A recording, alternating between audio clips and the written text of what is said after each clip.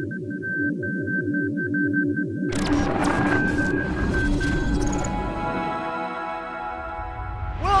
to the Living Force, everyone. I am one of your hosts, Eric Eilerson, and joining me about a half hour after we thought are the doctors. Dr. Corey Helton first. Hello. Hello. We've had a crap ton of technical issues so far tonight, and that's because I started drinking again. Yeah! That's exactly it. Don't do that, kids. You know who would tell you not to do that? Dr. Charles Hankel. What's up, buddy? You're darn right. Hello there, everybody. Don't be like Corey. Just in general. But also looking out for the kids and making sure they don't turn into Corey is the man behind the keys, Wes Jenkins. Hello. What's up, cool rats, Discord friends? Discord friends. We have our lovely friends in there. What we got? We got Meg, we got Joxy, we got Emma, we got Charizard.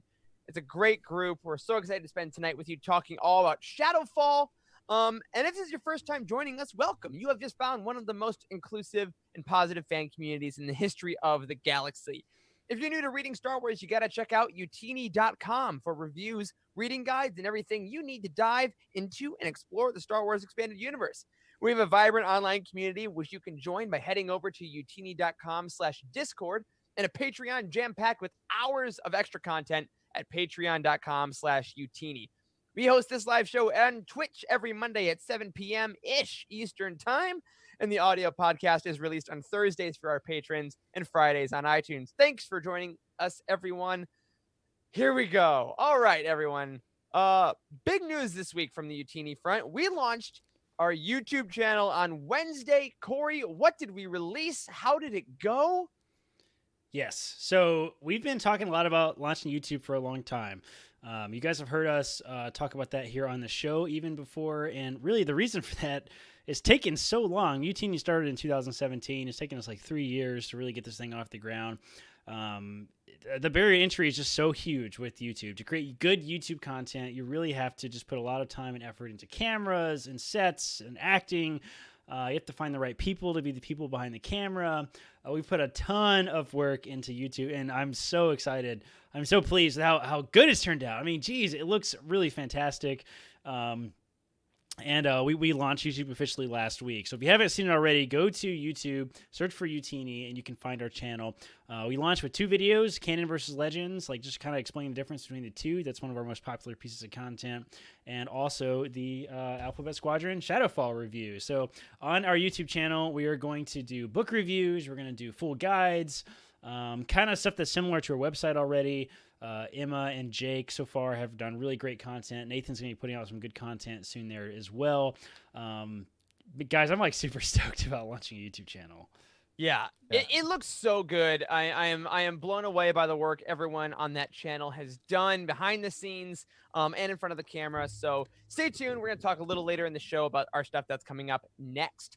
But speaking of things coming up on Tuesday, so if you're listening to this on audio, it's already come out. If you're watching us live tomorrow, we have Dr. Aphra, a Star Wars audiobook original, releasing finally on Audible. It is going to be an adaptation of the Darth Vader, Dr. Aphra's introduction in Darth Vader, as well as a couple other stories on utini.com. Right now, we have an article Meg Dowell wrote about an excerpt that's over at starwars.com. And tomorrow, Tuesday the 21st, with the release, you'll get a written review from me. You'll get a video review over on YouTube from Jake. And we have a reading guide, a collection, if you will, about all the Dr. Aphra content you can want at Utini right now. We are all about Aphra Week. Can't wait to hear you guys' thoughts on it. It's really, really spectacular. Yeah, it's been really good. I started today, actually. I'm a little behind of, like, everybody on the team is so good at keeping up with reviews and stuff, but I started it today. I know, Charles, you finished it as well. Eric, you finished it. It's super good, guys. Like it's original. It's an audio drama, right? It's not just an audio book, right? Yes. It's an audio drama, which is this the official title, by the way, an audiobook original? Is that what they're calling it? That is what they're calling it. That's kind of interesting. Yeah, because it is definitely an audio drama akin to Dooku Jedi Lost. Full cast. In my review and in Jake's review. Yeah, we talk about that. It's a full cast review. It is very much a spiritual successor to that project from last year. And oh boy, do I hope we get one of these a year at least. Yes. Oh my gosh, please. Like Dooku was such a fantastic gift last year. So it's really good. It takes some getting used to. Dr. Aphra is certainly a very in your face, very energetic comic book Yeah, she character, is. right? I mean, she's a comic book character. So you have to imagine you're reading the pages in a comic like as you're doing it. So we are going to do a full roundtable on that too. I think it's going to be a single episode one. Is that right, Charles? Probably so. Yeah. I mean, a lot of the story for those of us at least that have read the comics isn't new. I think we can probably get through it a little bit quicker. Yeah, so we're going to be planning to do single episode roundtables on both Dr. Aphra and on Dark Legends from George Mann, which we'll talk a little bit more about next week and a little later on in this show. For the last couple of weeks, we have also asked our lovely listeners for some more podcast reviews on iTunes, Stitcher, all these places. Helps get the word out about the show. And within the last week, we got 2, and I just wanted to highlight those and say thank you to red_S with a little 3 in there. Says, we are full of positivity and knowledge, and gave us 5 stars. And says, these guys are awesome, super down to earth and relatable, and they make the entry point to the extended universe accessible. Thank you so much for that. And Ashley2308 just says, great book podcast, 5 stars. I've loved Utini since its launch, and I adore this podcast. The hosts are engaging, and I enjoy their book roundtable. Well, here you go. It's awesome to hear from other people that are as passionate about Star Wars books as I am. Definitely give them a listen. And man, if that isn't why we do it. Yes. Just for the passion of the books. Absolutely. We'd love that. Thank Absolutely. you. If you haven't left us a review on iTunes, by the way, we'd love if you would do that. It helps people find us on iTunes. It always brings us a lot of joy to see if people are really interested. You know, we always talk about our community like being super active. I know a lot of you guys listen to the live show and participate in the live show and come on and introduce yourselves in the comments and say hello and participate actively in the live show. But I know a lot of you guys are not able to be here on Monday nights at 7 o'clock, whether or not you're international or you have a different time zone than us. We totally get that. So, you know, if you are participating by listening to exclusively the audio show, it's really cool for us to hear from you guys as well, because we do value your opinions, and you're an incredibly valuable part of this community. So if you haven't already, leave us a score on iTunes. We would love to hear from you guys. Absolutely. Speaking of the community, though, in our Discord this week, we had the premiere of a new show. Of a new Discord show right now that I believe is turning into a podcast called the Kanja Book Club. I never made a deal with Kanja Book Club. But this was hosted by a couple of our amazing staff members, Timothy and Adam. They talked about the book Ahsoka this week, which has been having its own little kind of renaissance lately with Clone Wars. But we set up some channels in our Discord for chapter by chapter recaps. And a lot of the audience was hanging out in there talking about the book.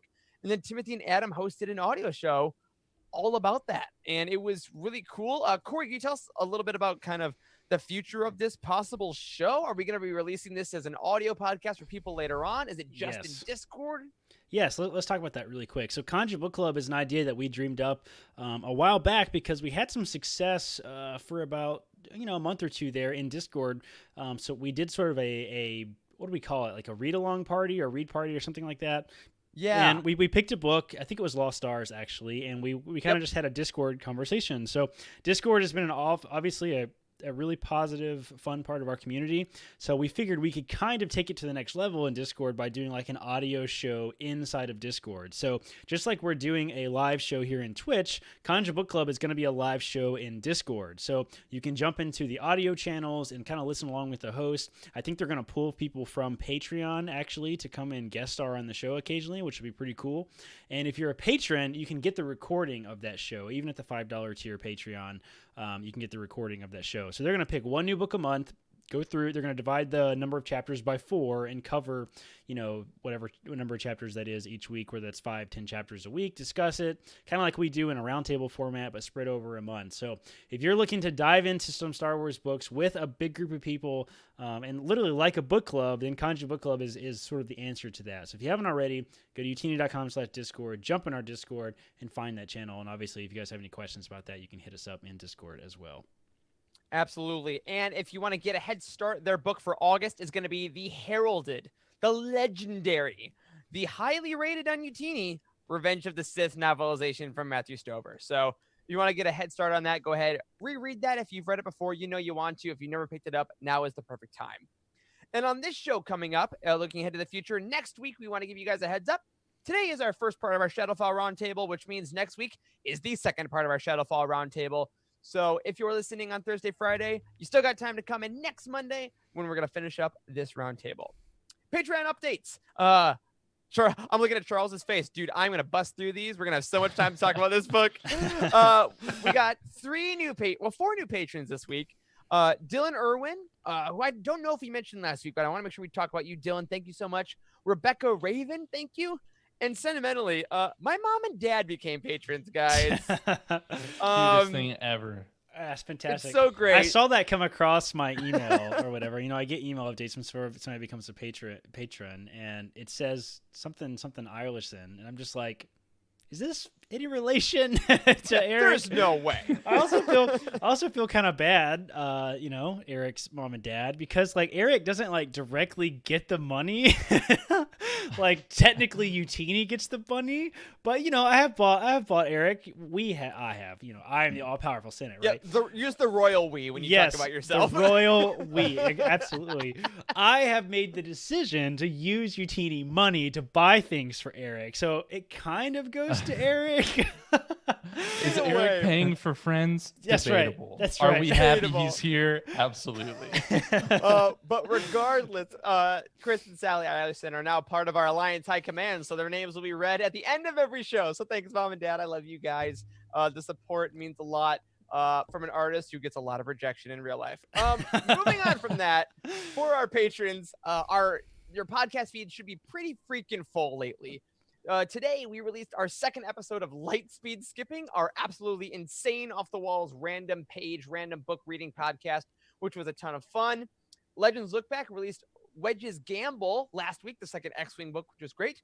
This Thursday night, Charlie and I, Charlie from Ghost Crew, my partner, we are going to be guesting on Legends Look Back to talk about Paradise Snare, one of the premier Legends books, so that'll be releasing probably next Monday. Speaking of Charlie, the Ghost Crew, where our Rebels show that she and I host together, releases every Wednesday for our Inquisitorious levels. This Wednesday, we finished season 1 of Rebels. We've made it through the first season. Nice. So be sure to tune into that. We're probably going to take about 2 or 3 weeks off between the season breaks. So if you haven't been an Inquisitor level yet, that's $10 or above. Now is the perfect time to honestly just jump on and binge everything we've made up till now. That's fine. We don't care. And finally, one last thing. In Discord, for the last couple of weeks, we have been asking for your fan casts of Shadowfall in the Pick, Vote, Win channel. We want to see who you would cast as the Alphabet Squadron members. Today, if you're watching live, Monday night, this is the last day you can submit your choices. Throughout the next week, the Discord community will vote for their favorite fan casts, and the winners will receive some pretty sweet exclusive UTN merch. So if you're watching now, head on over to Pick, Vote, Win. Put your fan cast for Shadowfall in there. And if you're listening later on, jump in there and vote later in the week. Corey, before we get into the final book release news and Shadowfall, can you tell us what's been going on at Utini with our articles, collections, and videos, please? Yes, absolutely. It's been a big week at Utini. We have a couple new pieces of content out, the first of which is the Ultimate Guide to Canon. Been working on this for a long time. Meg on our team wrote this. It came out today, actually, on the 20th. And if you've never read anything canon or interested in getting into canon, or you have friends that have been like, hey, I'm thinking about getting into that whole Star Wars book thing, this is a really great guide to share, because these ultimate guides that we build for the site, they're meant to be sort of all-inclusive information, right? So if you've never read a Star Wars book, period, kind of all the necessary knowledge you need is all kind of condensed into these guides, right? So there's a brief discussion of canon versus legends. There's a brief discussion of like what kind of content there is in Star Wars, and then basically how to dive into canon for the first time. So check that out, Ultimate Guide to Canon. Tomorrow, we are releasing the Dr. Aphra review. We have a full review team that exclusively does the reviews at Utini, and that full review is coming out tomorrow. I think we rated it pretty high, too, so I'm excited to see that. We also have a new collection that came out this week, or is coming out this week, the Dr. Aphra collection, which kind of goes through some of the comics and books that are surrounding Dr. Aphra, which I'm proud to say we can now say books about Dr. Aphra because we have the audio drama. That's kind of a big deal. Absolutely. Yeah, so that's exciting. And then, like we already said, we had a couple of good videos come out this week, both Canon versus Legends, which features Emma, the Shadowfall review, which features Jake on our team, two of our sort of lead video hosts. And next week, hopefully, if we can get them all edited in time, we have the Ultimate Guide to Comics. It's going to be a video coming out on YouTube by Jake. The Dr. Afra review should be coming out later this week. And then lastly, Emma has put together a Queen's Peril review video as well. So next week is going to be, or this week really, if we can get everything edited. This coming week. This coming week, yep, right now. So if you're listening to the audio podcast, things should probably already be released. But we have a bunch of stuff coming to YouTube. So check that out. Absolutely. Likes and lovely comments are appreciated. And real quick, I want to say a thank you to everyone that has watched the YouTube videos in a while. The comments have been great. They've been supportive. They've been positive, respectful. Again, everything I'd expect from this community. But YouTube can be kind of, I don't know, Awful. a little mean. Yeah, awful and terrible and on fire. But everyone's been really cool, so we super appreciate that, as do the hosts. Looking ahead, final couple things. We have books coming out, y'all. Oh my gosh, July, August, September are crammed with Star Wars content, and there are pre-orders for all of it over at Utini. So you can order, as of right now, the Dr. Afra audio drama, even though you're probably going to get that through utini.com/audible, where you get your free trial and a free audiobook, which that would be a great way to use that. Next week on the 28th, we have Star Wars Dark Legends by George Mann, which will also feature a written and video review released on the day of. Poe Dameron Freefall releases on August 4th by Alex Segura. We also currently have an excerpt article on the site from Meg talking about an excerpt that got released over at StarWars.com. The Clone Wars Stories of Dark and Light releases on August 25th. Thrawn Ascendancy Chaos Rising is September 1st. And even though it's a little far away, you can pre-order From a Certain Point of View Empire Strikes Back, which releases on November 10th. But all these books are on our new release list. All these books have affiliates you can order through Utini. Help us out a little bit. Ooh, it's going to be a crazy end of the year. Remember when we were like, the High Republic is delayed. What are we going to read? We always do we that. were. We always do that. See, the thing, we need to like backwards track on a calendar all the Star Wars content that comes out just so we can prove to ourselves how often it actually happens, because we never don't have something to talk about on the show. Like there's always big news. It's crazy. It's such a good time to be a Star Wars fan. And of the expanded universe, we got no movies coming out. It's absolutely wild. We're going to have more Mandalorian. We're going to have all kinds of things this fall. But for right now, head over to that new release timeline. Pre-order your books. Keep up with the conversation. At this point, we would usually talk about book reviews. Unfortunately, this is a roundtable episode, so we will skip those. However, we have a ton of book reviews coming in, which helps our new visitors and constant visitors that go to book profiles, because they get to see your star ratings. It gets to help them decide what to read next. So keep those star ratings coming. We'll get back to book reviews as soon as we can. Charles, I've made you wait 15, 20 minutes. Are you ready to get us into part one of our Shadowfall Roundtable? Let's do it, guys. I'm not going to waste any time. I told Eric we're going to do this with an A-wing pace, not a Y-wing pace. So let's do our plot synopsis. So even after the calamity of the Battle of Pandem Nai, the galactic war rages on, and Iraquoian Alphabet Squadron find no respite. Shadow Wing, premier fighter squadron of the Imperial Remnant, is gathering strength under the new leadership of Soren Keyes, Quell's old mentor.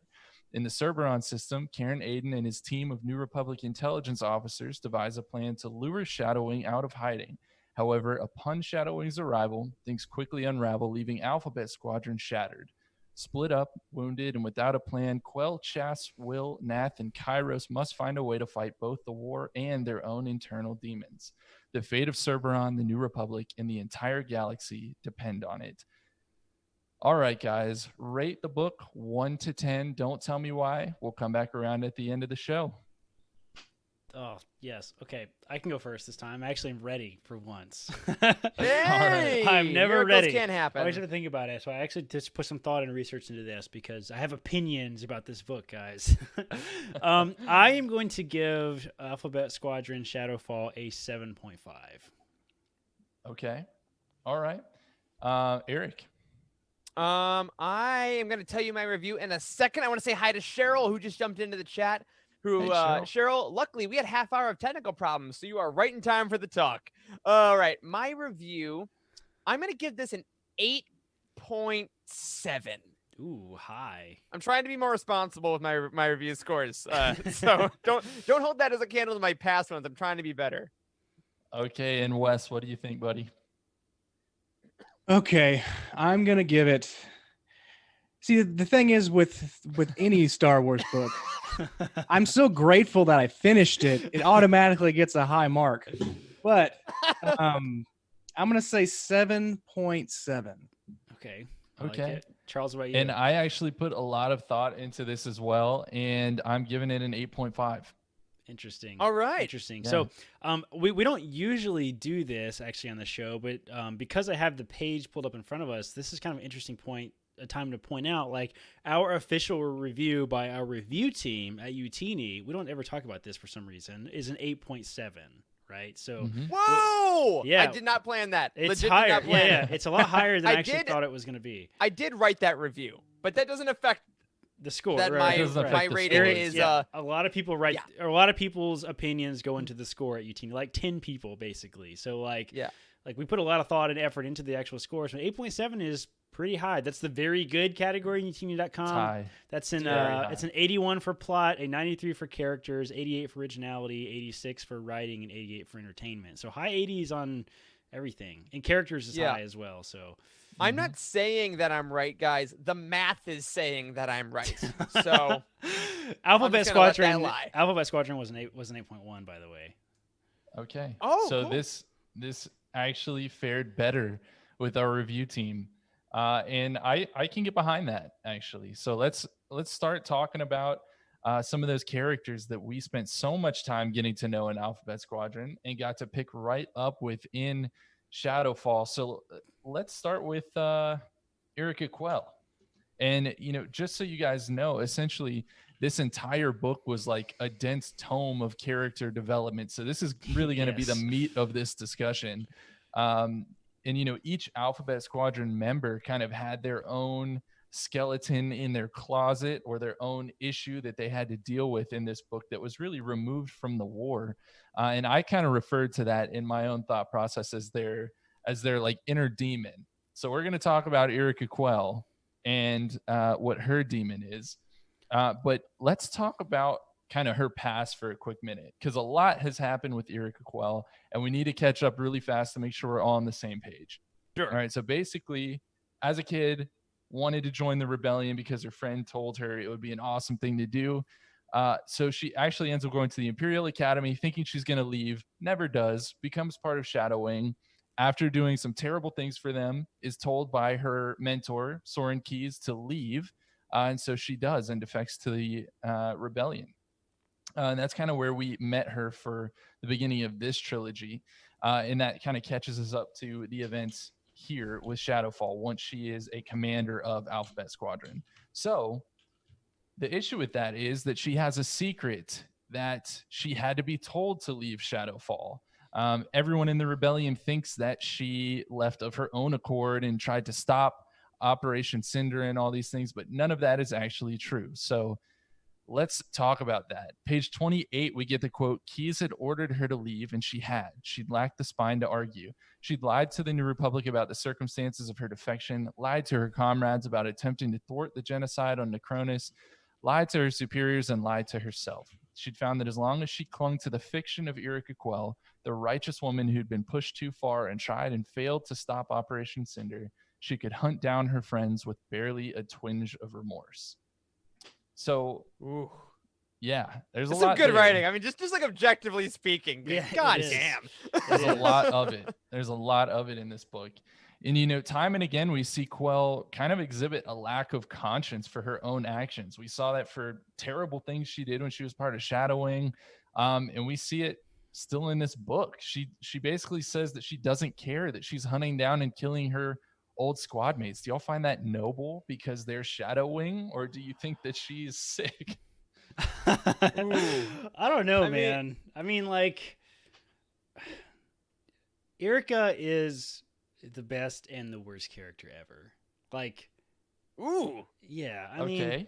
she's obviously supposed to be like the protagonist of the series in a lot of ways, right? And we started off with the book with her, we end the book with her. We started off Alphabet Squadron with her, we ended with her. Like, she's the main character, right? She's the leader of Alphabet Squadron, and she's got a lot of demons and PTSD, and I don't know, man. Like, does she have a lack of heart? I kind of think so, personally. Like, I kind of think she's a little ruthless and heartless and not that great of a person, personally. Eric? Ooh. Yeah, I think I want to talk about the protagonist bit a little for a second, because I do think that she works better as a sole protagonist in Shadowfall than she did in Alphabet Squadron. I think we got more of her story in that way. Also, for our video people, Morden just made an appearance behind me. You're welcome. He's shaven. He is a shaven, naked boy. But I think that she is really kind of a victim of so much trauma that it's hard to objectively judge her in a way. Like the whole fact that she is that she was okay with, well, quote unquote okay, right, with Operation Cinder is such an interesting character trait, because Karen Aiden thinks he has her, right? When he figures that out, he's like, "Oh, you're a psycho." And then once we figure out, oh, maybe she's actually not as okay with everything else, she can't really confide in anyone but ITO. So I think she is a person that doesn't know what her own sense of morality is. She also has no idea who she can actually trust. And she doesn't know, I think, at the end of the day, what she believes in, if anything at all. She's just trying to survive to the next day and to the end of the war. So it's like, how in the world can she keep that straight, much less fly in a straight line? So I think that makes her so complex. Look at that next to Wedge.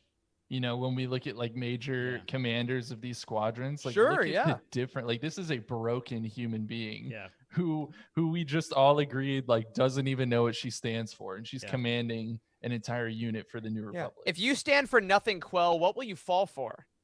Is that from All Hamilton? right, Hamilton. That's a Hamilton reference. I was gonna make the reference. I didn't know if we were gonna go there or not. Yeah, she is. Oh, we're gonna go there. She is totally Aaron Burr. All right, if you haven't already, you gotta jump on the Hamilton bandwagon. I finally did last week, and I cried like a little baby, and it's an absolute masterpiece. All right. Wow. Yeah, finally. That's incredible. Utini says Erica Quell is Aaron Burr. She is. There we go. We said it. And I find characters that lack a moral compass, that lack a side, I find those characters incredibly frustrating. It's like Eric, you talk about like you really dislike characters who are incompetent, right? That's one of your biggest pet peeves. You talk about that frequently, right? Like it's one of the big reasons that a lot of us had trouble kind of getting into Resistance as a kid's show, because like the main character is so goofy and he trips over stuff, and it's like frustrating to some degree. As a protagonist to grow a story, and I certainly feel that way about Erica. She's just flaky, and she's so obsessed with what everybody thinks about her that she can't be honest, she can't display integrity, she can't make the right decisions, she can't open up to her therapist even if it is a torture droid, right? Like she's just very, man, her walls are huge around her. Like she just cannot let down her walls even with her squadron, and she tries, but she sucks at it so bad. Yeah, she's and I think it'd be interesting. I'm sure like Charles has 12 pages of notes around the first question. But I think that we'll talk later about how her relationship rather with ITO especially evolves in this book, and how, you know, if she had been given a longer time to maybe try to bond with the squadron without certain things coming to light, how would that have been different? Would she have escaped this kind of mental prison of her own making? I think that's a fascinating kind of thought process. Yeah, you know, what's interesting to me about Quell is where she draws the line. You know, what she decides is okay and what she decides isn't. And on page 130, we saw her do something that I found particularly shocking. It's when Karen Aiden was captured by the stormtroopers, and Quell and Nath go to save him, to rescue him. And Quell basically shows how desperate she is to protect her secret. She knows that Aiden knows the truth about her leaving Shadow Wing, and she wants to protect that. So when she goes in to save him, there's a bunch of like emaciated stormtroopers. They've been there like barely surviving. Some of them are sick and injured and like sleeping in their bunks, and she slaughters them all. There were no women and no children, but she slaughtered them all, and she did not care. But then interestingly enough, Nath presents Quell with the option of what if they kill Aiden and tell everyone that he was already dead, and she's like, nope, can't do that, that's awful. How could you bring that up? Where does she draw the line though? And is there anything that she wouldn't do to protect herself? So I was actually going to bring this Ooh. up a minute ago, Charles, because like you keep sort of implying, I think, that she's like a survivor, and that's her thing, is that she's a survivor. I don't really think it's Yeah. that, actually. In fact, I can kind of Ooh. respect the whole like I will do anything to survive. It's very imperial, if you will. It's very Captain Phasma, right? Like I'll do anything to survive, and I don't find her like that at all. Actually, I find her very cowardly. Like it's not a survival thing. It's more like I'm not sure ego is the right word, or pride is the right word, or fear of people thinking negatively of her, I suppose. Like, I don't know if you can put it any better than that, Eric, but like, it doesn't strike me as she's trying to get out of the situation. She's really just trying to prevent people from finding stuff out that's probably inevitable that they find out anyway. Yeah, for me, I think I find her to be a character that is constantly trying to do the right thing despite her instincts being trained for so many years to do the opposite. That she has been essentially programmed by the Empire, right? Like the Academy, she went through the whole thing, and she became an Imperial pilot, and she went through the whole war as an Imperial pilot, and here we go. And now she is constantly trying to fight against that programming, but she's not always able to do it. I think the end of Shadowfall at Pen and Nye, her like her attempt to save as many people as possible shows she's like, I'm trying to do the right thing. I think this is what I'm supposed to do. I'm trying, and there's that frustration element to it, which is why I think when we see things like this, you know, she can tell herself, I'm killing these Imperials, and it's the right thing because it's for the rebellion or the New Republic at this point. But that Imperial programming still kicks in, and that's why she can be so vicious about it. I mean, Freed never kind of steps back from the fact that soldiers are soldiers. That these are people that have been taught to kill, and they have been told there is a moral imperative to kill this side, and that's okay. Which I think will mess up anyone's head, frankly. But I think that throughout this book, Quell is constantly trying to do the right thing. She's doing what she thinks is right, but no one is really helping her do it. I think honestly, I'd be interested to see if she had a confidant that was a human, like on her squad, that is like that's why I think it's okay, buddy, it's okay. That's why I think her and Nath are so fascinating as a pair, because Nath could be that confidant. I think he is so close to being that person to be like, hey man, you want to kill some imps? I'm cool with it. I ain't gonna judge you. And if that relationship had been able to flesh out through an entire book, what Erica Quell did we get at the end? Yeah, You know, that's a good point. Yeah, it is a good point. And the interesting thing I think about what you were just saying is that she's trying to make the right decisions.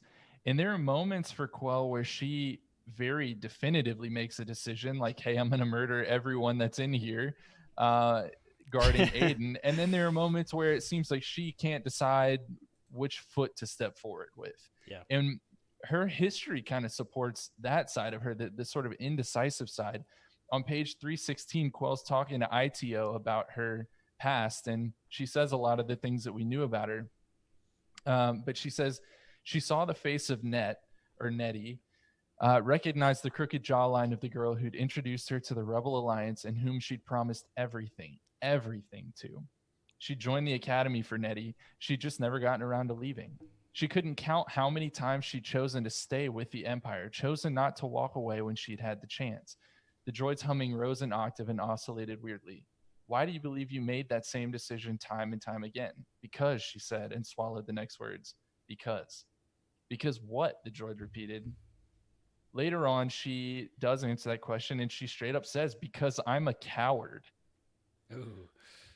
Is that what it really comes down to? Is Quell just too cowardly to stand up for what's right, or at least to think for herself and make her own decisions? Like, why does she deserve to be the commander of Alphabet Squadron? What qualifies her if she's so cowardly that she can't even make these massive decisions about right and wrong on her own? I think that the word cowardly, in a weird way, especially in this context, kind of oversimplifies the scenario, right? Because to me, her qualifications to lead Alphabet Squadron come from the fact that she has been on both sides of a conflict. She has seen everything that's gone on, and she has still found a way to complete her mission no matter what. She is like, I will stay loyal to the people that I am with, and I think this is right, and I will lead no matter what I have to do. And I think that even until the last moment where she finally gets expelled from Alphabet Squadron, at least for a while, she is still trying to make that decision, trying to lead until she's not allowed to anymore. And I think ultimately that her bravery comes in every day is so insane in her life. The ability to get through it with some shred of moral dignity and some shred of loyalty from her subordinates shows that she is brave. I think her calling herself cowardly, honestly, is a way for her to just get people to stop asking questions. She's like, fine, if you want me to be a coward, I'll be the coward you want me to be. If you want me to be a leader, cool, I'll be the leader you want me to be. Just stop, get off my back because I need a second to breathe. Yeah, I would agree with all that. I mean, cowardly is maybe not the right word, but she certainly is not able to make decisions, I think, about what kind of person she wants to be, or who she even wants to fight for. Like, it makes me almost just be like, she needs to just retire and not do the military. If she had stayed at Trader's Remorse and just like hung out, I think she'd be so happy. I think she would have been like, cool, I'm done, man. I know. I totally with you. Yeah, I think the interesting thing about Alphabet Squadron as a whole, as each one of them is broken in a different way, which are interesting protagonists to read as a just a consumer of fiction as a whole. But Quell specifically is like, man, I think she's got it the hardest. I think that a lot of them lost people, but they all still kind of understand who they are. Chas obviously goes through a more personal journey here throughout this book than the others, but they all kind of get where they fit. And Quell is so nebulous that if she could just find solid ground, I think she'd be cool. She'd be Erica cool. No. Yeah, baby. Get out. So, ITO is in a lot of ways the sounding board or like the echo chamber for Quell. He's her therapist. He serves her to try to come to realizations about herself, her own personality, her own past. And he makes a comment about her that I thought was really odd, just taking it face value. He says to her in this whole same group of conversations, "You are very good at resisting despite yourself." And the reason I find that so peculiar is Quell's actions seem to show that she doesn't really resist, but rather gets kind of pulled along to the whim of the powers that be. So what do you think he was exactly saying here? Do you agree with what he was saying? I think it goes back to her kind of dedication to following the orders she's given. I think she is still a soldier at the end of the day. Her own moral imperative, I think, is still forming inside of her. I think she's still figuring out, the end of Alphabet Squadron shows that she is actually willing to value her own pilots over herself. And throughout this book, I think she is consciously on that same track, and then it gets halted.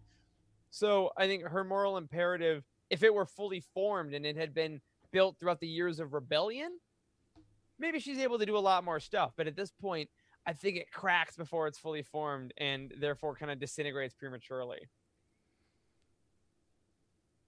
Okay. Like an egg. Like an egg. Thank you for that.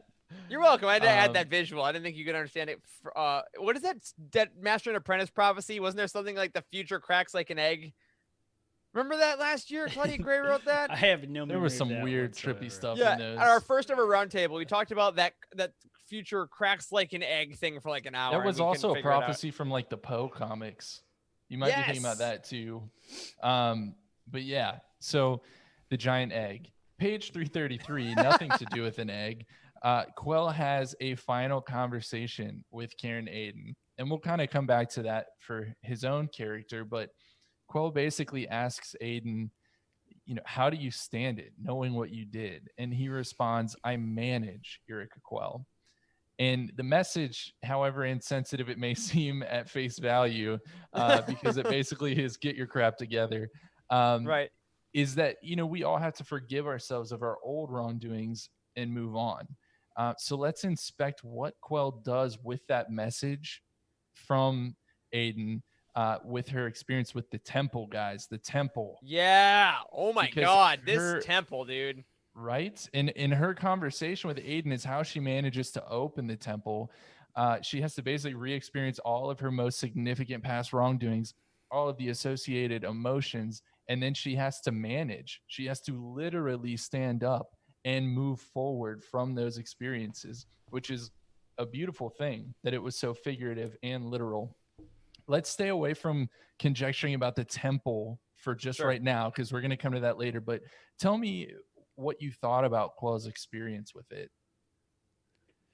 Whoo, it, like the idea of having to suffer through every trauma you've had and then be like, cool, is that enough? And hearing, no, do it again. No, do it again. No, do it again. Like, it's, I mean, for me, it's just like 10th grade on repeat. But for Quell, obviously, a bit harder. I think it was a great storytelling device, but also just for her, I think this is where any shred of her being cowardly or weak immediately melts away. Because the strength it takes to say, I'm going to get up and I'm going to go again. Because if I figure this out, I get to save the life of a person who basically tried to out me and destroy my entire existence. Kind of, I think, defines her in this book. And just that ability, it's the Rocky mentality, right? It's getting beaten down onto the mat and standing up with a busted lip and getting beaten down again. And now you got a black eye, beaten down again. Now you're bleeding. Like, and she just kept going and going and going and going. Whew. It was a hard one to read, but there's a reason that these chapters are being talked about, I think, in the Star Wars book circles more than any other specific chapters in quite a long time.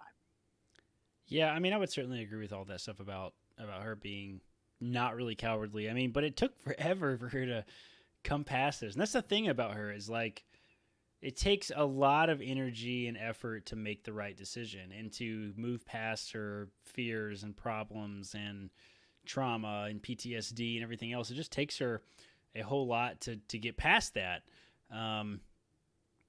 And I find it challenging, I think, as for her as a character, because we just don't see her like consistently make good decisions. So I don't know. I certainly found that entire description very heavy and just kept coming back to like this weird vision where she just keeps reliving her trauma and all this kind of thing. But like, I think it's certainly a moment of personal growth for her.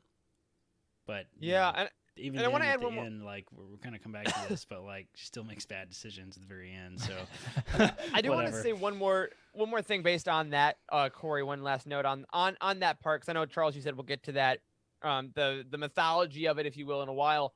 But the writing style of Freed, we've talked about being so technical in the past, and it's all about the details and stuff. And I thought this was an interesting part because the more I read into Quell's trauma and the more he kind of detailed it, I felt it became more general and more just like a vibe you were in, as opposed to needing to know every detail of every story. He was just writing the mood of Quell's mind, which I thought was a really interesting writing device, as opposed to like the technical specs of something. He's like, this is how it feels to be in her mind right now, and it is chaotic and it is vast and it hurts. And I think that to be able to write something that viscerally while also being able to keep some technical stuff elsewhere in the book showed kind of his writer evolution in book to book. Yeah, I would certainly agree with that. I think one of the biggest questions I had coming out of the scene of her reliving all of her past worst decisions is why one of the things she relived wasn't getting that Alphabet Squadron tattoo in the first book, because that's up there. That's up there in terms of bad decisions. Hey, and just because I have to wait until Celebration 22 to get my Alphabet Squadron tattoo doesn't mean that Quell regrets hers. Doesn't she? All right, I think I missed this detail a little bit, but does she damage it or burn it That's off? what we're about to get to. Okay, yeah. okay. So it was destroyed like in her plight to leave that weird planetoid that she was on. So she didn't do it intentionally, but it did get destroyed. And it was kind of great foreshadowing for what was going to come next. But we're going to hold off on really discussing those final moments for Quell. I want to ask you guys to kind of round this part of her character study out. You know, it's no secret none of us were really super fond of her at the end of Alphabet Squadron. So did this book make you like her more or less? I think it could go either way. Certainly less. Absolutely less for me. I'm not a big fan of her as a character. And I think that's one of the reasons that I rate the book so low, actually, is because I consider her the protagonist of the series. And She's a frustrating character for me, and it's hard for me to keep going reading about Quell. And I don't know, man. I have to see. I'm really excited to see how this trilogy like really rounds out, because I'm sure we're gonna see something crazy happen with her character development. I have no idea what side she's on right now. I am gonna real quick take a quick side note to say Cheryl just said in the chat that all our hair looks good, and thank you. I think so as well, guys. I think we really put in the effort today. I recently got AirPods, so I don't have to wear over the head headphones anymore, so I can make my hair look nice. Also look like a On tool the all actual the book time. side, on the actual book side, I'm gonna go a 180. I like Quell more because of this book. I found her character more interesting. I agree. I don't know where she lands at the end of this book, which I think is cool, but all of her personal journey with Aiden and ITO made me just really excited for her parts. Whereas I think in Alphabet Squadron, I was always more excited to read about Will or Chas or Kyra or the other characters. Whenever we got a chapter about Erica and Shadowfall, I got just as excited. So I think that spoke to her evolution in my eyes. Yeah. I think I feel about Quell at the end of this book the way that Lando felt about the deal he was getting from Beckett in Solo. I don't like her. I don't agree with her, but I accept her. Fantastic. That's where I'm going to leave her. So let's move on to, I think, arguably the next member of Alphabet Squadron who got the most character development in this book, and that is Chas Nachatic. Yeah, And dude. Chas's Woo! quote unquote demon in this story is basically, I think, her inability to see value in her own life. And that was something that was presented, at least in the first novel as well. But let's look at some quotes from this story. Page 201, we see that she says she'd put Will and Nath away the same way she had Fadim and Yaprexi and Quasail, the dead of Hound Squadron, whom she rarely thought of anymore, or even Batrioch and Snivel of the Cavern Angels. It would be the same with Alphabet Squadron. So she talks about putting away Will and Nath like they're a pair of socks. Where does Chas's like inherent lack of emotional response to life and death come from?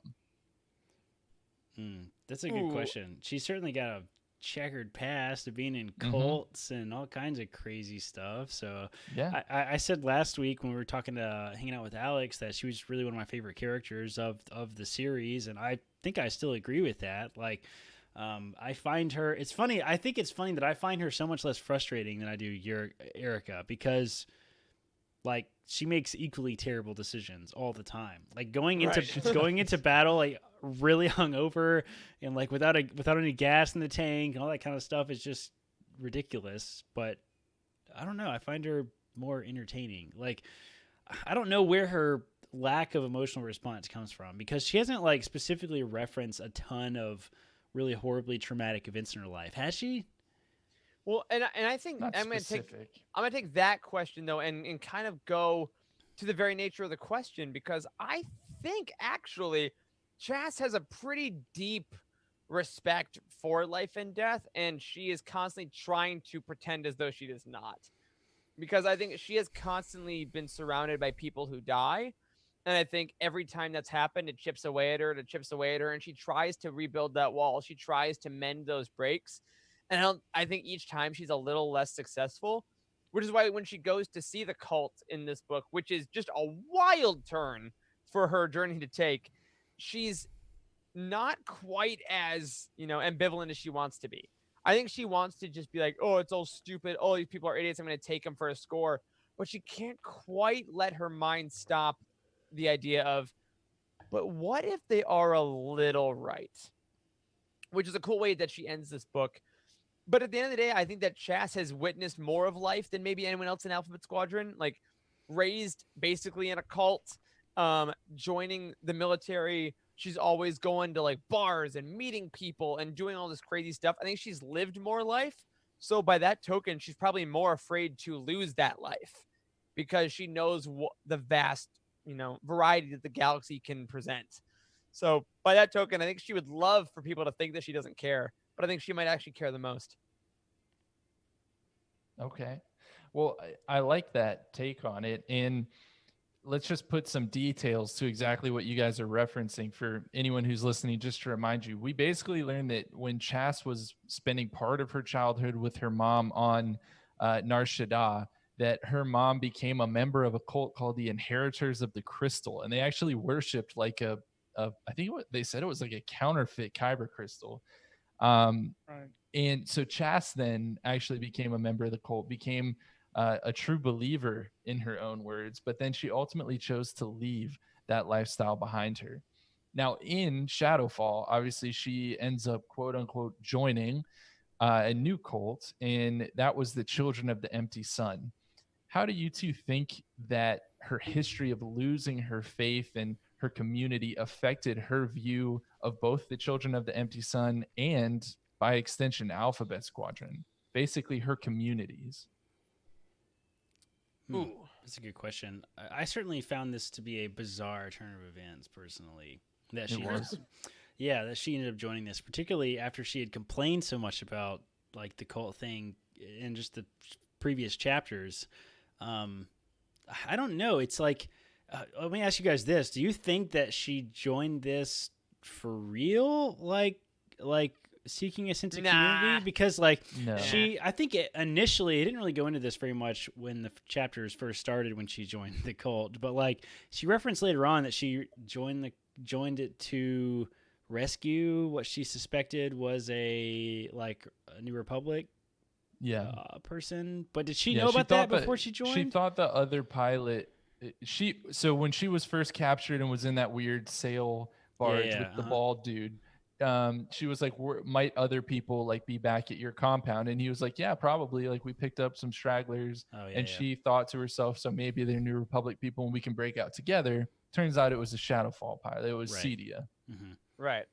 And I think that the idea that she goes in being like, I'm going to take these suckers for everything they're worth, and steal a ship and weapons, and that's how I'll escape.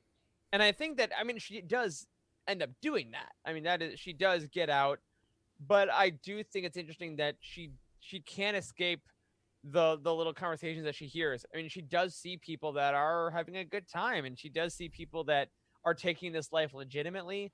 And well, I don't think she ever gets to that point herself. I don't think she ever really thinks, hey, I could stay here forever. I think that in the third book, we're going to see her have some memories of like, man, I could just be doing that. You know, I could just be breathing and sitting and not flying in these rust buckets and not getting shot at every day. And I think that that might be an interesting thing that nags at her. I mean, she's on the cover of this book for a reason. So I think Yeah. the fact that she goes through maybe the biggest personal journey of any of all of them is maybe that's the point. But yeah, I don't think she ever thinks that she's going to be in there forever, but I can't deny that it makes an impact on her going forward. It's also an Yeah. interesting turn of events we sort of see with her involvement in this cult is that she meets the leader, and the leader is very much kind of Jedi-like in a lot of ways. Sure, yeah. Like, I mean, she has like values and doesn't really seem like she's in it for the power or money or whatever, and like is really forthcoming about why they have weapons and things like that. So I don't know. I found it really interesting. It seemed like she's certainly considering kind of sticking around for this organization, right? I mean, she kept the or like the little recording tape things that were under her. Yeah, the sermons. Yeah, the sermons. Yeah. Well, because they destroyed her music. Yeah, I know. But That just, which so was this sad. kind of a weirdly, yeah, that was a weirdly sad moment for me. I'm like, oh man, that's her identity. And they replaced, like, it's kind of like you go in and you see that someone took out all your Blink 182 and Green Day CDs and they just put in contemporary Christian pop, and you're like, I mean, I get what you were trying to do, but I love American Idiot. you know, that's actually a good time. This is kind of a tangent, but like we actually took a lot of pretty wild turns in the second book of this trilogy, right? Like I know we're going to talk Yeah. about a lot of this later, Charles, but like we lost Aiden, we lost ITO, we lost Chas's like signature personality thing. She listens to the music. She's in her B-wing still, right? Is it her B-wing still? I believe B-wing so. back. Yeah. I think so. It was sort of implied Yeah. that it was her B-wing. So I mean, like, and now you're Erica. I keep wanting to say Eureka. Do you guys say Eureka by the way, or Erica? No, Erica. You say Eureka. Eureka. I want to Yeah. say Eureka so bad, but anyway, A lot of change for the second book in the series. Yeah. There is. Yeah, and that's what the second chapter of like a trilogy really in modern storytelling does, right? Is it takes all the characters that we met in the first part and it knocks them down to their lowest point before they build them back up for that third and final part. Well, yeah. Um, Hey, look at Empire. Luke Yeah. loses childlike innocence and a hand. Last Jedi, Rey literally loses Luke as a Loses mentor. childlike innocence. not in that then order. and Attack of the Clones, Anakin loses the ability to do any dialogue like a human being. So everyone loses something in the middle chapter. I watched Attack of the Clones last night to fall asleep, by the way, and like I got hung up on the scene where he tells Padme that he murdered all the Sand people. Like I was just thinking last night. I almost texted you guys. It was like 2 a.m. and I was insomniac. Like I'd I be up usually for am. you. And like I almost texted you guys and be like, why did we never circle back around to this in all of canon? Like Padme never asked him about this. Like, wasn't this like a huge red flag? Like, Jesus Christ! I mean, I killed not just the men, but the women and the children too. Like, It's kind of funny whenever Obi-Wan tells her that he like killed everyone at the temple, including the younglings. She's like, no, he would never. Well, like she doesn't have that moment. Like he did do this once before. I wish there was an alternate take where he's like, I saw Anakin killing younglings, and she goes like, oh no. Oh. Oh, no. Who was recording him on Tatooine? And then Obi-Wan's like, Tatooine? What are you talking about? Yeah. Well, and I mean, honestly, we could take that even back to this book when they're like, Erica Quell, she lost it and started killing other pilots, and they're like, no, she what? No. That's what I said. Like, why was her entire squadron so flippin' shocked by her past? Like, she was a member of the 204th. Like, what do you think, that she was just all sunshine and rainbows the whole time she was there? Like, why did they turn on her so hard? Like, of course she's done some screwed up crap. What Imperial has not? I don't know. It's a fair point. Yeah, but Who anyway, knows? All these people are sick, Chas included. But except Will. Getting He's back not. to He's Chas apparently and perfect. this pure boy, protect him. But getting back to Chas and the cult, and we were kind of talking about, is she really in this thing or is she not? I don't think that she was. Like, I agree, Eric. I think you were saying that as well. But I think there was one moment when she was closer than any other, and that was on page 336 when she does the weird, group sharing, I guess is what you would call it, right? She reveals this recurring dream that she's had to all the other members of the cult. And in the dream, essentially what she relates is that she survives the war, is living on Coruscant, but she just can't get accustomed to post-war life. Like, she doesn't function well in a time of peace. She can't find work. She can't find happiness. And ultimately, it kind of implies that she ends her life in an alley. It has her like standing in an alley and holding a blaster and like just contemplating her options, essentially. So why can't Chas picture her life without war? Where do you think this dream comes from? Corey, we might have to get Caitlin in on this to do, I don't know, some therapy, some dream interpretation or something. Yeah, I don't think there's any real science in that, so probably not. I don't know, man. Like this is a weird scene. Like, this is why I'm just like so weirded out by Chas's diving headlong with this cult. She just craps on it the whole time, and then she's just like suddenly in because she shares a moment. It's like she's seeking that sense of community so bad, but she already has it with Alphabet Squadron. So I don't know why she's chasing it so hard. Well, I think that's the interesting thing, is that one of the coolest scenes in the first Alphabet Squadron, at least for my money, was that time when they were all around the fire pit on that one planet, and they all like kind of shared their stories, right? This is the story they told. This is the story they told. We kept getting that. And then we didn't have that so much with the squadron in this book. Like, they seemed a little more separated. And I think that maybe Chas was like, oh, this is another little bit of community. Maybe I could share this. And I think that Chas has found her purpose in war. She's like, I'm good at this. My personality is tailored to this.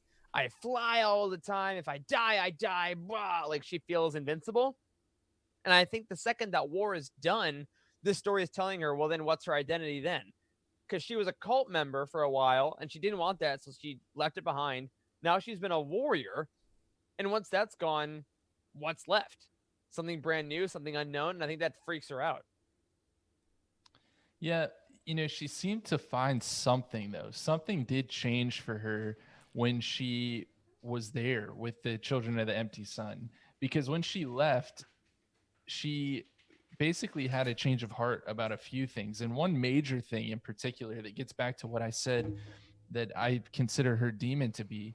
On page 366, Chas basically says she felt an unfamiliar churn in her gut at the thought of dying. She had responsibilities now. And all throughout Alphabet Squadron, Chas really relished the idea of dying a meaningful death. She like idolized martyrs from the rebellion like Jyn Erso. Mm-hmm. And finally, we see her realizing that she can accomplish something with her life as well as her death. How do you think she came to that realization? When did that moment happen, and who helped to get her there? Ooh. That is Real the quick, I deepest want to take a question. tangent. Speaking of a meaningful death, earlier when Morden was yelling because Amazon got here with my newest Pop Funko, which Oh, is to the man. camera Han killing a Tauntaun. So that's Yes. another meaningful death. I thought they smelled bad on the outside. So How does it smell, Eric? like nothing, Charles. But I did smell it. No, I think that Chas again. I think I go back to what I was saying earlier that Chas's whole "I don't care if I die or not" is a little more of a front than she tries to let on, and I think that she honestly didn't need that much nudging to have this realization that her life has value. I think that maybe seeing this other Shadow Wing pilot did something because she's like, all I've been doing is trying to kill you and Nameless Face, and now you're as stuck as I am. So, okay, now that I see my enemy is just a person, maybe I'm also just a person, and now I got to escape and live on. Maybe that did it. My wife would probably just diagnose her with borderline personality disorder. That's also cool. I mean, she does exhibit a lot of the features. Actually, we should have asked Freed if he like used any like real diagnoses and like what.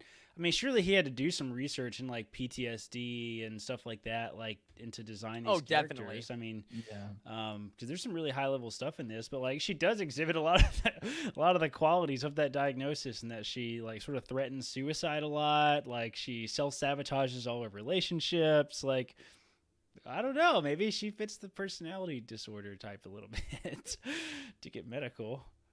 Yeah. Possible. It is possible, but by the end of the book, we find that Chas really is still thinking about this cult, regardless of whether she really thought she was a member or whether she really had any kind of intentions to, I don't know, still be linked to them in any way. Page 385. Chasta Chaddock, what are your intentions with my cult? I just want to know going forward. Are you serious about my cult? Are you gonna just is this a one-time thing? Also, there was the one like whole like really nice guy that was just really nice to her like and stuff, and like she was mean as hell to him. Poor guy. That's What your thing. was that guy's name? Mr. Nice Guy. Driver. Grover. Gulliver. Driver. Gulliver's MacGyver. MacGyver. Grover. Grover. Yeah, but page 385, Chas is still thinking about essentially Letige's final words to her. And just to remind y'all, Letige was the leader of the cult. We haven't used her name yet. She was the weird, almost legendy character covered in mushrooms for no apparent reason. So she said to Chas, "You will carry the seed inside you and it will grow. We will welcome you when What a you normal return." thing to say. What a Sorry, normal I thing to started say to laughing a- because I was like, did she plant mushrooms like on her? That was my first thought as well. Is that she meant literally seeds, and they're literally like, gonna like grow. spores. No, my thought was the seed inside her is the absorbing womb, right? Isn't Oh that my gosh! Oh no, and This we're back. again? And Oh we're back. god! No, but in all seriousness, y'all. So Letige says, "We will welcome you when you return." Will that happen? Will Yes. Chas return to the cult? I think so for sure. I Yeah, I mean, they think set it so. up too perfectly with the whole like cassette tapes under the seat thing. Like she's gonna pop those things in. She's gonna listen to them. She is. Yeah. You're on a road trip. You have 3 CDs. Why not? That's right. All of her music is gone. She's gotta have something to listen to, right? Right. Okay. All right. So you think she might become a member of the Children of the Empty Sun? Then? Oh no! Yeah, I don't think she'll she's- become a member. I think she'll go back though. She's gonna grow the mushrooms and become the leader, and she's gonna pistol whip that chick again, and then become the leader of the cult. Okay, so we have answers kind of all over the board. Who knows? Also, Who by the knows? way, I 100% thought that she killed her in that scene. I did too. Oh my gosh, Oh, I had yeah. to go back and reread that like 3 times. Like, did she just shoot her in the head? Like, oh my god, like. Apparently, the mushrooms took the worst of the blow though, because she was up like 2 minutes later and was like not even mad. That's Maybe she should Wow. get Well- planted with those mushroom seeds. Who knows? It specifically said in the book that she brained her. And I was like, yeah, good adjective. Yeah.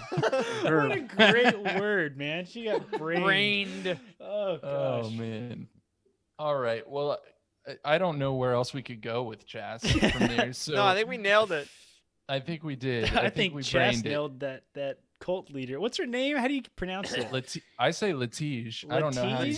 say Latige, that. because I 2 listened to- J's, right? I listened to the audiobook. By the way, we should talk about the audiobook a little bit. Did either one of you guys listen to the audiobook? Yeah, I did. I did Only a first parts. read, just the book, and then about half the audiobook again. So this audiobook was very unique. This is a small tangent, but I like to talk about this because I wanted to mention this to you guys. Like, I found this entire audiobook very different than other Star Wars audiobooks. Personally, one, we have a new narrator. I don't know what other stuff she's done. She has done some other stuff. I think is it the lady that voices Carol Mondo, isn't it? Is it the lady that voices what's her Lean face? Castana Lean Castana, in yeah. Dooku. Yes, Lean Castana. And she's also in Dooku. Afra as I forget who she is. Yes, She's Maz Kanata, I think, right? Thank you. that's right. I don't know that. Has she narrated anything else? Oh, she's narrated like lot of in stuff. Star Wars. No, I Yeah, don't that think was my so. question in Star Wars. So Oh, yeah. I saw some interesting criticisms of her narration online a little bit, and actually I kind of buy into them just a hair. Is like she has such a deep voice, you have to crank the crap out of your volume in your car to hear it, which is very unique. I've never had to do that with a Star Wars audiobook before. Interesting. Yeah, but her narration is just very interesting and unique. Like it has sort of a dark overtone, I feel like where I know the book itself is pretty dark, but like to me it just made the entire book darker, which I certainly found a unique experience. And I was kind of personally back and forth. You guys said you read some of it in audiobook. I was kind of back and forth actually, like, 'cause I was trying to get through it quickly. So I would read some chapters and listen to some chapters and that sort of thing. So I was kind of back and forth.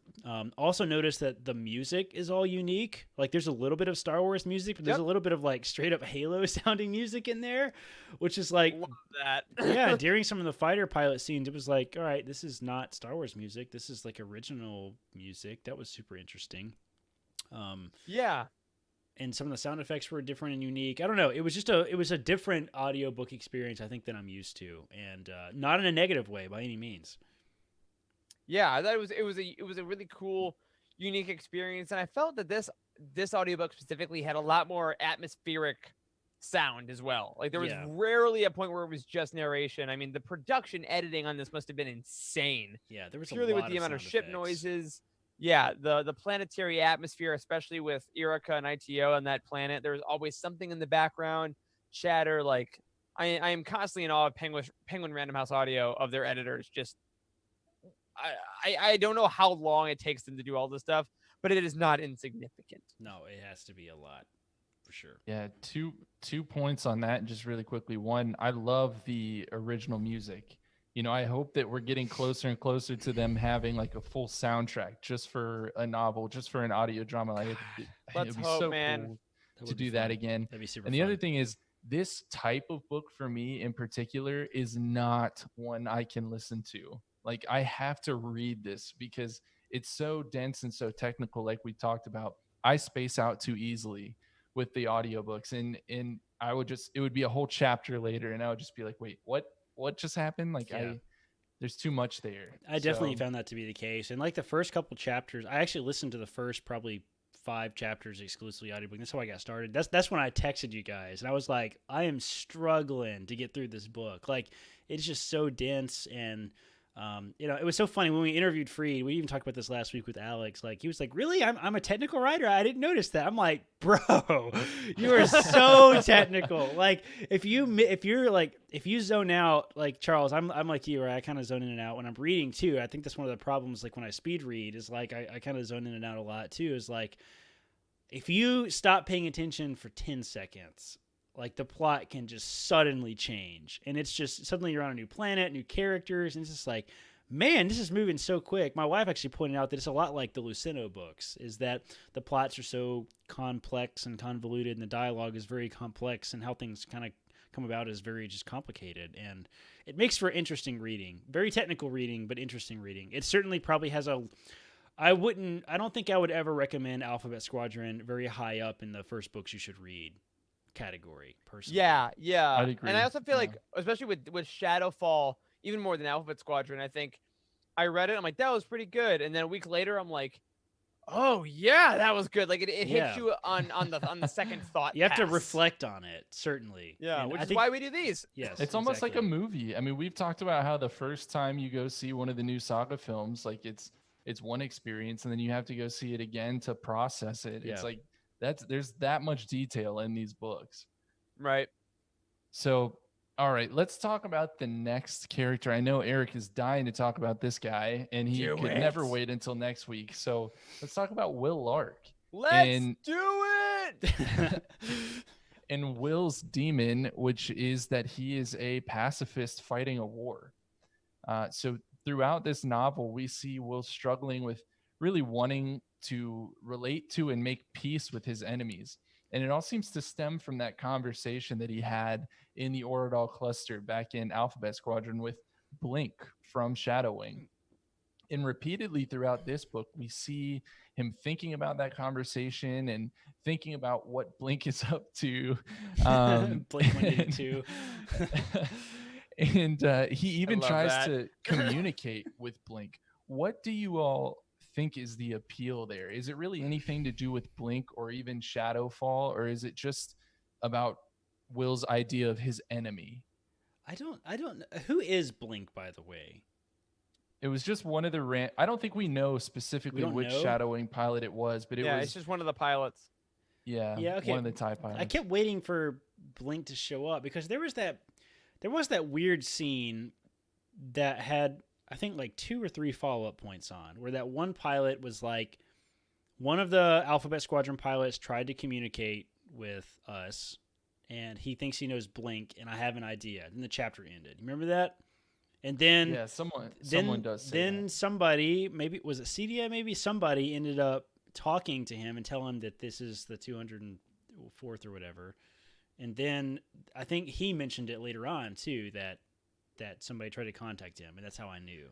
So That Blink was it. did reach out and tell him, "Hey, this is Shadowwing. Like, we're here, and you Yeah. should leave this battle." But like, that we're wasn't gonna you should Blink. go back to die." Troy. But we still don't know. We don't know for sure that it was Blink, but like Whoever that was. Will thinks it was Blink because that was and a it named was character. someone. Whoever said that they had the idea to reach out to them again, like, I don't know if that was Blink. I think it was a female, wasn't it? I can't remember. It said it's that fu- it was a neither male nor female voice. I'm pretty sure. Interesting. All the So it all the was- all the Shadowfall members that they named are like way over my head. Like, I wish that. Yeah. What did the books used to have? Like the Legends book used to have the name thing. Dramatis Dramatis Personae. Yeah, they used to have those in the beginning of the book. This is like the first canon book I've ever read that I'm like, I really wish I had one of those I personally. think Thrawn Ascendancy is gonna have one, right? Is it? Yes, it will. Nice. They announced that. Sorry, that was Um, quite the tangent. No, but to your point, Charles, I think that ultimately Will's, as far as I understand it, right, Will's desire to talk to Blink or to kind of identify with Shadowwing comes at, I think, his core belief that people are good, and that if we just talked a little more, then conflict could be ended. He wants his He's few an lives. idealist. Yeah, so I don't think he's a pacifist necessarily, because he is a leader of a squadron. Like, he will shoot who he has to shoot. Like, he will do that. If force is required, he will lead.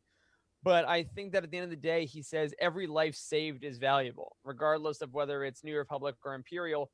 A life is a life, and that sounds to be something that is kind of ingrained in him on his home planet. The way he talks about it on Mhm.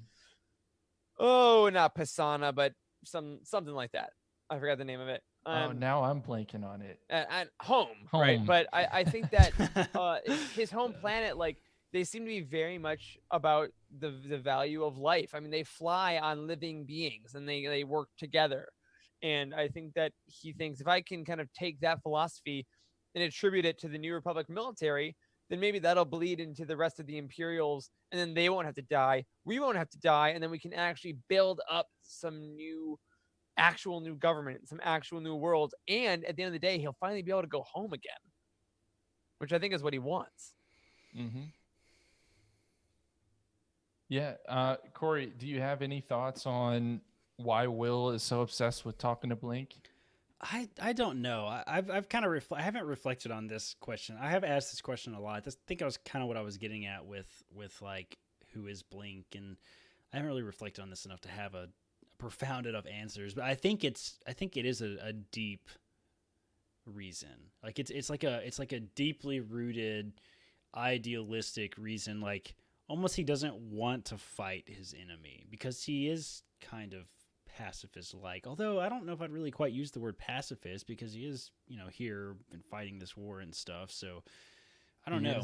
I think I think Will is just, I think he's sort of faced the reality that war is hell kind of more so than anybody else. And like, yeah, he's asking those fundamental questions that all soldiers ask is like, what the hell are we doing out here? Right? Like, why are we doing this? Why can't we just come to an agreement? And having that brief conversation with Blink kind of opened it up to that, like maybe negotiation is a thing.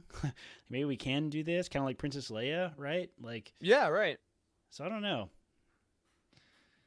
Yeah, well, I have a couple passages that I want to get to from page 312. This was a big page for Will because it's when he was sneaking away from the New Republic forces to try to contact Shadow Wing. But Nath ends up stopping him. And Nath says to him, I'm saving your sorry butt, brother, from the consequences of your actions. Brother. You really want to... Brother. Yeah, he says brother a lot. Very Hulk Hogan in this book. He says, you really want to resolve this thing peacefully? Walk away from the people who blew up the Lodestar, probably killed Quell and Chas? I'm in. I'll follow. It's not my job to set things right this time, and no one ever accused me of patriotism. But if you want to walk away without firing a shot, you be prepared to live with it. If Operation Cinder comes around again, if Shadow Wing picks up where they left off, you don't get to have regrets. And Will thinks to himself in response to this, if they killed Quell, if they killed Chas, if they killed Nath and Kairos like they killed Riot Squadron, it still wouldn't change what's right. So it seems like Will is saying that what's right is not fighting a war, not hunting down Shadow Wing, and yet he continues to do it. So what's keeping him fighting? That's a good question, actually. I think it's the lives of the people around him. I think that ultimately he's like, I think it's wrong inherently to kill, and the loss of all life is valuable, but I have sworn an oath to protect these people. And this book, he is the one that becomes a leader, which is crazy. I mean, that was one of the weird things about reading his passages, is this guy who works so well as a person who follows commands and who makes decisions in flight, now has to command a whole squad of people on the ground and in the air. And I think he realizes that his I guess his duty is now to make sure all these people make it home, all these people make it off this planet alive, and that supersedes his idealism, which I think shows him a little bit of maturity in that way of, in a perfect galaxy, I would love for none of this to happen, but it is happening. So I will do what I can to protect those people that have put their trust in me. And I think that's what he fails now and then throughout the book, but I think ultimately he rises to that occasion because he takes that very seriously. Yeah, I mean, I love that answer. I think that you're probably right. Will is basically putting the needs of those around him who have entrusted their safety above even what he's comfortable with his own ideals.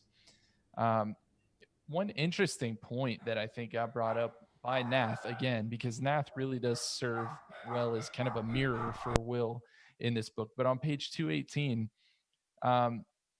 he's talking about basically becoming friends with with the ground troops. And Nath says, you don't much like fighting face to face, and you don't like being reminded that it happens.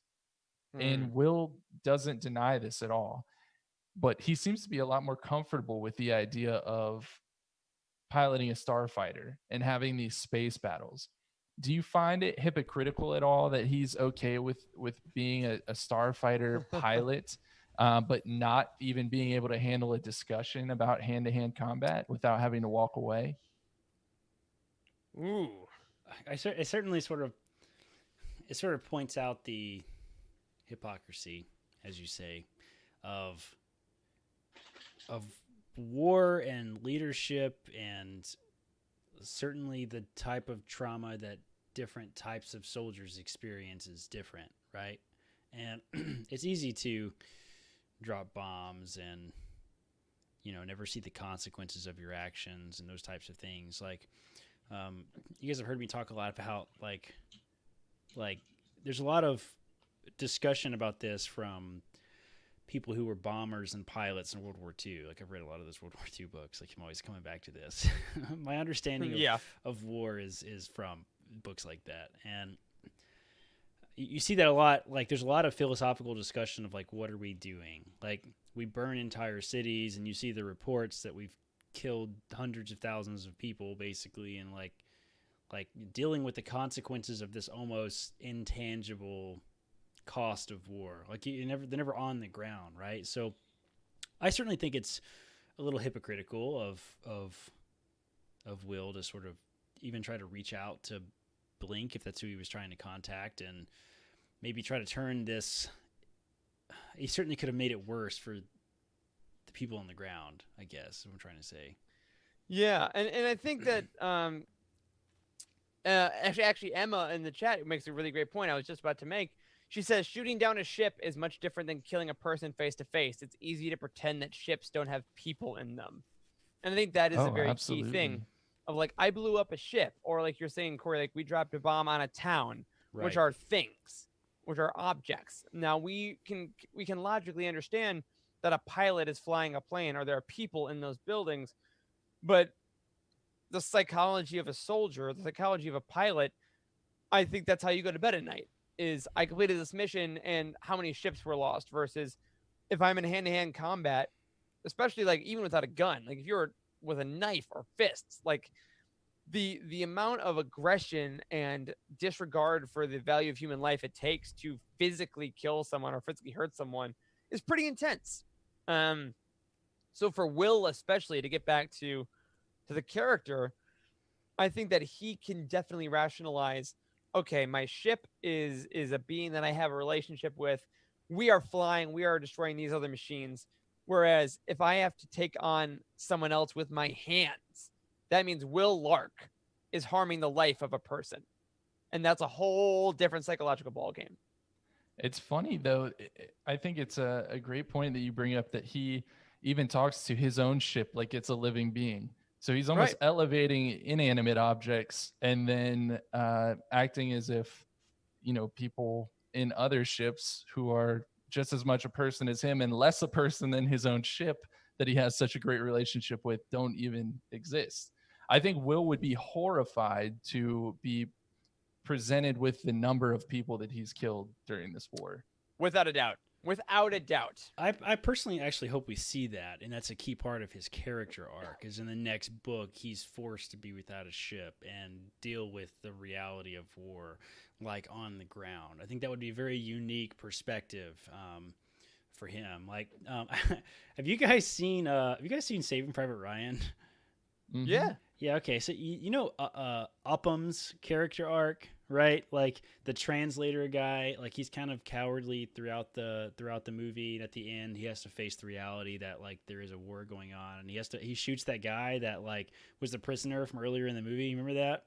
Yeah. Like Yeah. I think Will needs that to deal with the reality of these are people trying to kill you and they've committed atrocities, and yes, war is hell, but you're fighting for a cause. And it's almost like he needs a dose of reality about the stakes and like what is happening. It seems like this entire psychological experience of this planet and this battle has really affected his judgment, I think, of kind of what they're doing, right? Like who are the good guys and who are the bad guys and why it's worth it and so on and so forth. Does that make sense?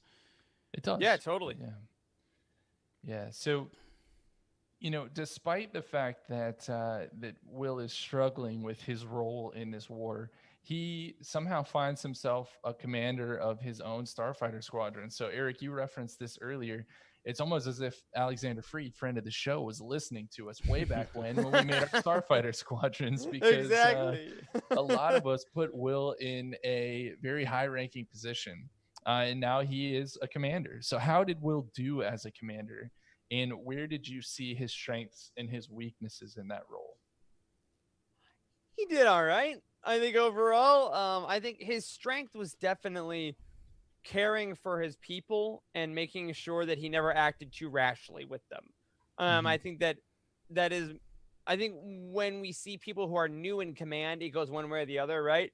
You're either sending everyone into battle at the beginning to go crazy, or you're really playing it a little bit safe because you know that every life lost is going to hit you. And I think Will definitely falls in that second category. I think that he believes all these pilots and people that have never really been official pilots are putting their trust in him. He knows that they're flying, buckets of bolts that are held together with duct tape at a certain point are never meant to fly out of atmosphere. So he's really being careful with their lives. And I think that's a strength of his. But I also do think that makes it a little bit of a weakness at the same time, because he is not quite willing to make the hard choices where, okay, we need to send these people and they might die, but it will allow these other groups to get out. And like, I think he's a little hesitant as a commander because he's not used to commanding people as numbers rather than as people, which I do think is something that really effective commanders kind of have to do at a certain point. Mhm. I think he gets better at that by the end of the book. He keeps that empathy, but gets a little more confident in his own ability to lead. But at the beginning, especially, I think he's really scared of losing any pilots because that's on him forever. Corey, do you agree with that? Yeah, I really don't have anything to add to that. That was a He- beautiful way to put that. I think it's kind of cool because being the commander really highlights your weaknesses. And I think, to be entirely frank, that Quell is a worse commander than Will in most ways. And I feel that way after seeing him actually in that role. And yet I found myself looking at him with a much more critical eye. And then that Mhm. almost made me be more sympathetic to Quell, because I was like, that's how I'm always looking at her, and Right. her failures are the failures Sure. of the squadron. They're not just personal. Yeah, that's fascinating. That is a good way to put it. That's a good way to put it. And like, I don't know, he jumps to some crazy conclusions, right? Like he's really into the idea that they were trying to build some kind of weapon or bomb or something in this factory, right? That was like kind of really out of left field. It's very interesting that he got hung up on that. But like, I don't know. We have a level of sympathy, I feel like, for Will because he was a squadron member first before he was a commander in a lot of ways. So I still view him as the squadron member that's been forced into command. Well, and it's interesting too because he was a squadron member, he's so used to being the one that finds the intelligence or being the one that's in the front lines. So every second that he has to sit back and actually listen to someone else's info or sit back and form a giant plan where he can't be out in front drives him crazy. And I think that you make a great point, Charles, is that we have seen Quell like that from day one, and we've been like, come on, you gotta command better, you gotta command better, you gotta command better.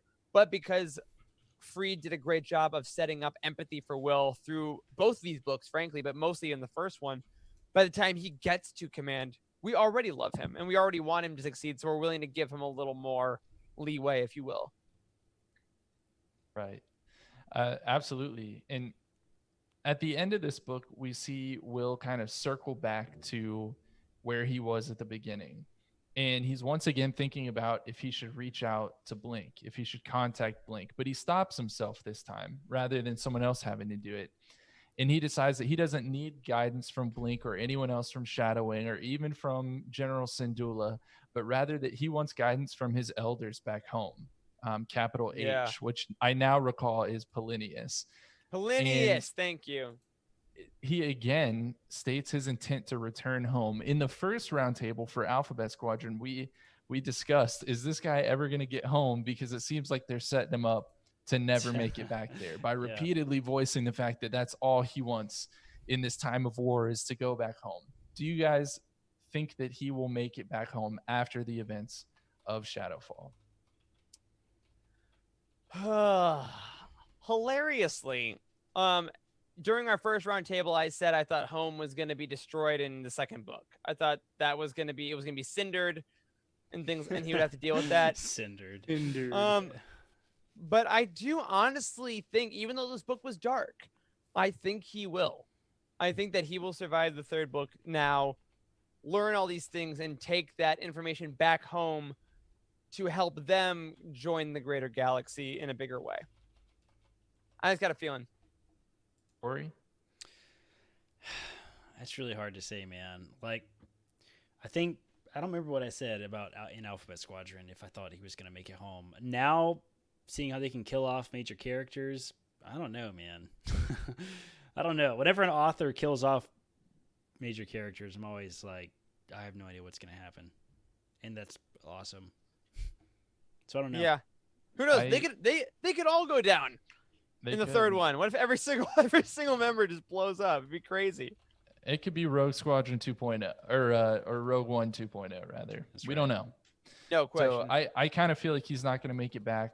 I don't really have a lot to back that up other than I think Frida's going to try to hit us in the feels. And if one of these people, is going to make me feel terrible if they die in battle, it would probably be Will more than anyone else. No question there. But y'all, we're going to hold off there before discussing the rest of Alphabet Squadron with Nath and Kairos and everyone else. And we're going to save it for next week. So, Eric, I'm going to kick it back to you. Brilliant. Well, as Charles said, we will be back next week on Monday, 7 p.m. Eastern, to finish up our conversation of Shadowfall. Obviously, this is a massive book, but thank you all for hanging out for the first half. And that will do it for this week's episode of The Living Force.